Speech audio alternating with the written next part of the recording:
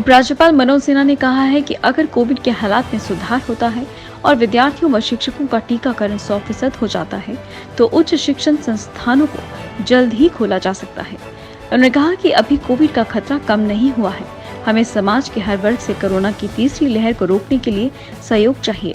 उन्होंने प्रोटोकॉल का उल्लंघन करने वालों के खिलाफ आपदा प्रबंधन अधिनियम के तहत कार्रवाई करने को कहा। उपराज्यपाल ने ये बात कोविड के हालात की जिलावार समीक्षा करने के बाद दी। केंद्र शासित प्रदेश जम्मू कश्मीर में श्रीनगर सहित 6 जिलों में कोरोना संक्रमण के मामले लगातार आ रहे हैं। शुक्रवार को मामलों में मामूली बढ़ोतरी हुई और 166 लोगों में संक्रमण की पुष्टि हुई। वहीं 2 दिन बाद जेएमसी राजौरी में भर्ती एक मरीज की मौत होने से अब तक मरने वाले मरीजों की संख्या 4405 हो गई है। यही नहीं, 76 मरीज स्वस्थ भी हुए हैं। नेशनल हेल्थ मिशन से मिले आंकड़ों के अनुसार शुक्रवार को आए 166 मामलों में से 44 जम्मू संभाग और 122 कश्मीर संभाग के हैं। पीडीपी अध्यक्ष महबूबा मुफ्ती को कोरोना एसओपी का उल्लंघन करने पर नोटिस जारी किया गया। ये नोटिस 2 दिन पहले दक्षिण कश्मीर के शोपियां में एक पार्टी सम्मेलन को लेकर जारी किया गया। इसके जवाब में महबूबा मुफ्ती ने प्रशासन पर उनके साथ भेदभाव का आरोप लगाया। उन्होंने कहा कि क्या ये मानदंड बाकियों पर लागू नहीं होते। महबूबा मुफ्ती को भेजे गए नोटिस में प्रशासन ने लिखा कि ये ध्यान में आया है कि महबूबा मुफ्ती ने कोरोना एसओपी के उल्लंघन में निर्धारित संख्या से ज्यादा लोग और समय से परे एक सार्वजनिक सभा बुलाई। इसको लेकर नोटिस जारी किया जा रहा है। उन्होंने कहा कि क्यों न आपके खिलाफ कानूनी कार्रवाई की जाए। जानकारी के अनुसार महबूबा की सभा में 2000 से अधिक पार्टी कार्यकर्ताओं और नेताओं ने भाग लिया। केंद्र शासित प्रदेश जम्मू कश्मीर के सभी स्कूलों और आंगनवाड़ी केंद्रों में नल के जरिए पीने का पानी उपलब्ध करवा दिया गया है। जल जीवन मिशन के तहत जम्मू कश्मीर के सभी 22,422 सरकारी स्कूलों और 23,926 आंगनवाड़ी केंद्रों में पीने का पानी पहुंचा दिया है।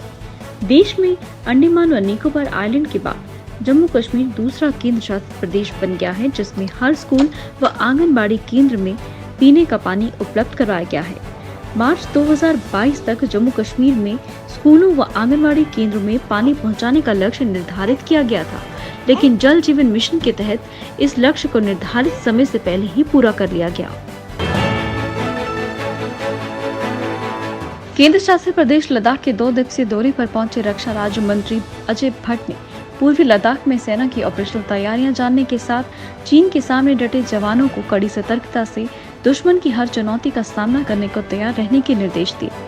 दौरे के पहले दिन अजय भट्ट ने लद्दाख की सुरक्षा हालात की जानकारी लेने के साथ सीमा सड़क संगठन के चुनौतीपूर्ण हालात में सेना के बुनियादी ढांचे को मजबूत बनाने की दिशा में सराहनीय कार्य के लिए मुख्य अभियंताओं को बधाई भी दी। लोकसभा के अध्यक्ष ओम बिरला ने कहा है कि केंद्र सरकार लद्दाख के तेज विकास को पूरा महत्व दे रही है। 2 महीनों में 200 सांसदों का लद्दाख दौरा करना इस बात का सबूत है। शुक्रवार को लद्दाख में पंचायती राज संस्थानों को मजबूत बनाने के मकसद से अपने संसदीय आउटरीच कार्यक्रम का शुभारंभ करते हुए ओम बिरला ने कहा कि लद्दाख को आत्मनिर्भर बनाकर देश में एक मिसाल कायम करने की दिशा में कार्रवाई जारी है। लेह के सिंधु संस्कृति हॉल में इस कार्यक्रम में लोकसभा अध्यक्ष ने देश की सरहदों की सुरक्षा में लद्दाख के लोगों द्वारा निभाई जा रही भूमिका की सराहना की। कि बैठ के नियमित नहीं होती, ग्राम सभाएं नहीं होती। हमारी कोशिश होनी चाहिए कि पंचायत राज इंस्टीट्यूशन के अंदर हम अधिक तक जनता की सक्रिय भागीदारी कैसे निभा सकते हैं, इसमें अलग अलग ग्राम पंचायत अपने प्रोसीजर, अपने सिस्टम को डेवलप करें।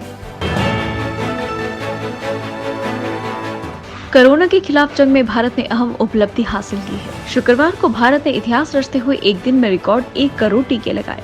इसमें उत्तर प्रदेश ने सबसे ज्यादा करीब 28.62 लाख और कर्नाटक ने 10 लाख से ज्यादा डोज लगाई है। अभी तक किसी भी देश ने एक दिन में इतने टीके नहीं लगाए हैं। इस साल दिसंबर तक 18 साल से अधिक उम्र के सभी लोगों को टीके लगाने के लक्ष्य की दिशा में ये एक महत्वपूर्ण कदम है। इसके साथ ही देश में कोविड-19 टीकाकरण का दायरा 62,09,43,580 डोज पर पहुंच गया है। सेना की 15वीं कोर के commander lieutenant general DP Pandey ने कहा कि कश्मीर को शांत, खुशहाल और सुरक्षित बनाने में महिलाओं की अहम भूमिका है। महिलाओं को अब आतंक के खिलाफ खुलकर आवाज उठानी चाहिए। महिलाएं ही अपने बच्चे, भाई व अन्य रिश्तेदारों को आतंकवादी बनने से रोक सकती है। अंतर्राष्ट्रीय महिला समानता दिवस के उपलक्ष्य में शुक्रवार को आयोजित सेमिनार में सैन्य अधिकारियों ने कहा कि कश्मीर में महिलाएं हालात से पूरी तरह अवगत हैं और सही गलत का फर्क अच्छी तरह जानती हैं। इसलिए उन्हें खुलकर समाज में फैलती बुराइयों के खिलाफ आवाज उठानी चाहिए। सही डिसीजन होता है, न कि अपने परिवार के लिए। जब वो परिवार के लिए सही डिसीजन लेती है तो वो एक पूरे सोसाइटी के लिए डिसीजन होती है, और वही डिसीजन हमेशा हमारे पूरे देश के लिए सही होगा। टुडे आई विल अर्ज on this Women Equality Day that they need to step up and take their responsibility seriously to ensure that their young ones are protected from the enemies of our country, our nation, our society, our own people. संयुक्त राज्य America ने 48 घंटे के अंदर Kabul airport पर हुए हमले का बदला ले लिया है। अफगानिस्तान में अमेरिका सेना ने हमले के साजिशकर्ताओं के खिलाफ बड़ी कार्रवाई की है। सेना ने अफगानिस्तान में ISIS के ठिकानों पर ड्रोन हमला किया है। काबुल एयरपोर्ट पर हुए आत्मघाती बम विस्फोट में 169 अफगान और 13 अमेरिकी सैनिक मारे गए थे।